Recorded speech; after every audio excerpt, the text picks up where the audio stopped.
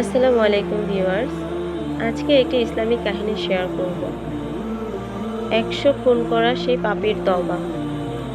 বনী ইসরায়েলের একজন লোক ছিল যে ৯৯টি মানুষকে হত্যা করেছিল।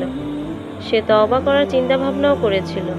তাই সে একজন আবিদের কাছে গেল। আবিদ ও আলেমের মধ্যে পার্থক্য আছে।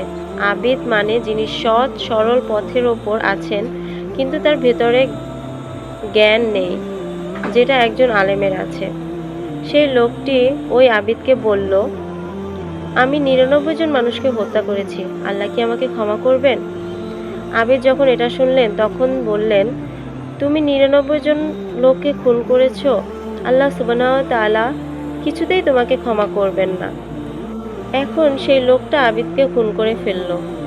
এই লোকটির কাছে মানুষ হত্যা করা এতটাই সহজ, পানির মতো। তার সাথে তার মতের মিল হয়নি বলে সে তাকে মেরে ফেলল। সে তার ফতোয়া পছন্দ করেনি বলে তাকে মেরেই ফেলল। এরপরও সে তওবা করার জন্য উঠে পড়ে লাগলো। তার অন্তরের ভেতর কিছু অংশ হলেও ভালো ছিল। সুতরাং এই সময়ে সে খোঁজ করলো যে কাকে জিজ্ঞাসা করা যায়। সে জানতে পারল এক আলেমের কথা।